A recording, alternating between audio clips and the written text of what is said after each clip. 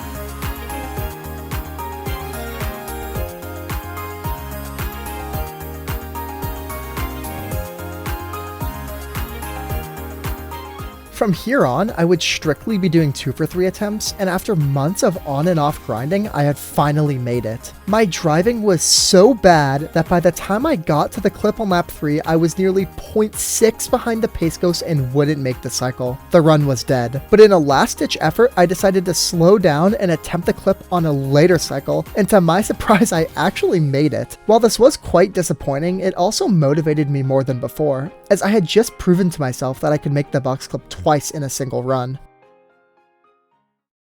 This fail also changed the way I did my attempts though, as now I decided to go for the box clip on lap 2 instead of lap 3. This was a double-edged sword though, as the box cycle lap 2 is much easier to make, often having to slow down to even be on pace. However, since you are doing the box clip on lap 2, the conveyor would not have changed yet, which means you need to have a good box clip landing in order to save the most amount of time. I'd also have to complete the next 1.5 laps while full of nerves from making my first 2 for 3 box clip run. And for the next few months, I would do thousands of attempts before eventually setting a 145.897 on November 22nd, 2022. This run wasn't amazing, but at the same time meant so much to me. It had a bad landing, many near misses, and bad driving, but I didn't care. This was the first time I had made a 2 for 3 box clip in a complete run. First time I had ever had a regional tops, and was the closest I had ever been to a worldwide top 10 ranking. After this PB, the next goal became clear. Get a PB and snag my first worldwide top 10. But first, a well-deserved break. I had been playing this category on and off for over 3 years at this point, and I was pretty drained to say the least. Over the next year, I did a few sessions, but nothing too intensive. That was until late December 2023. This time, I decided to return to doing the clip on lap 3. This was due to a couple of reasons, but mainly because I would only have to drive for half a lap after making the clip for the second time. This would be way more manageable when nervous than driving the 1.5 laps if doing a lap 2 attempt. And so the attempts began with one goal in mind: get my first worldwide tops.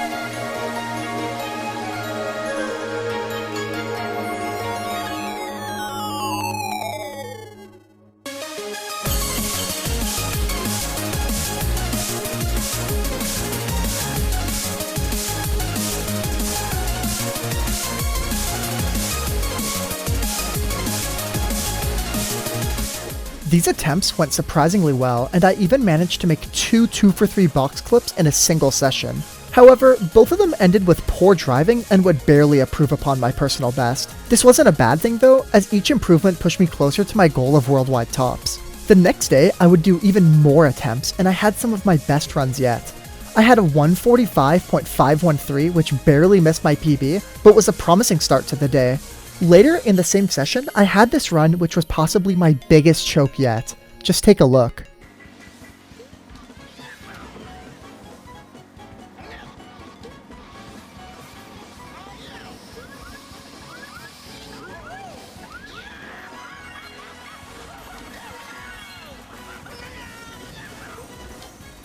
No! No! No! Fuck me, dude. That's where I'm failing? That's where I'm failing? Oh my... I was so nervous that I forgot which boost panel to aim for at the end and chose the wrong one. You see, the ghost I was racing was simply to keep pace with before attempting the box clip on lap 3. It also so happens that this ghost's finishing time was a 145.236, which means it ranks about 8th place in the world. This means that as long as I am equal or barely ahead of it, I myself would get a worldwide top 10. I knew this going into the run, but the pressure was just too much to handle and I choked it. This was incredibly demotivating, but not as demotivating as you would think. The ghost driving was still poor, and recreating a run with the same caliber of post-glitch driving was completely realistic for me.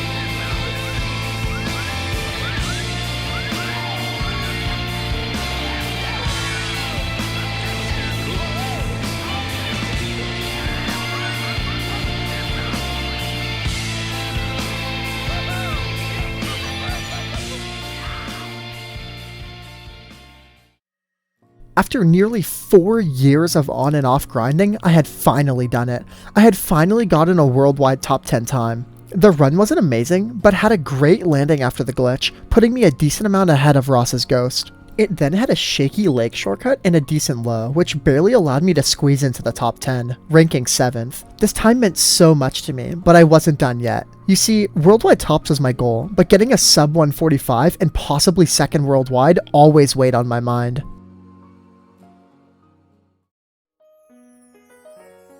If I wanted to get a sub 145, I'd need to implement a couple strat changes.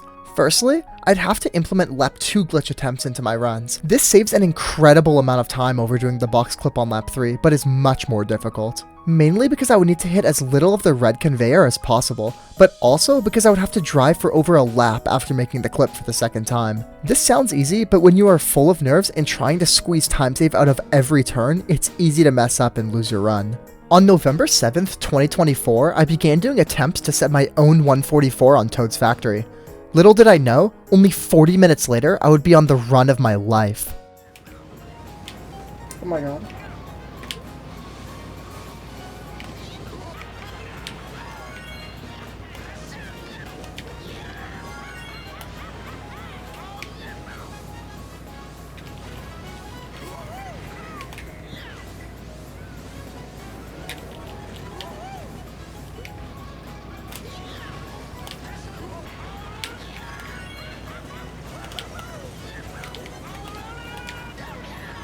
Dude.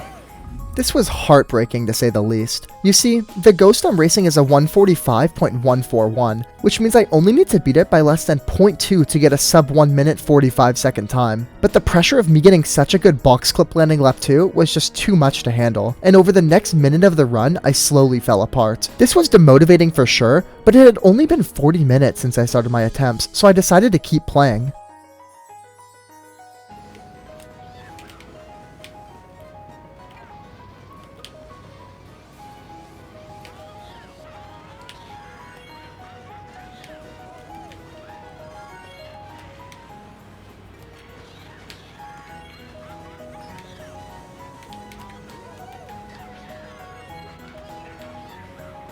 Dude, what the fuck? Literally, what the fuck is going on? This run was a lot better overall, but the landing from the box clip just lost a little too much time for me to make up over the remainder of the run. However, 2 improvements to my PB over the span of an hour was nothing to complain about. I gotta keep playing, right? Like...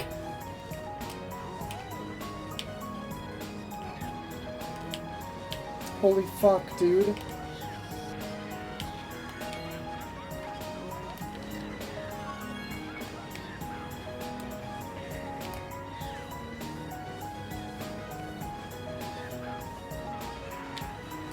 Okay, no, literally what is going on? Like, actually, what is going on? What is going on?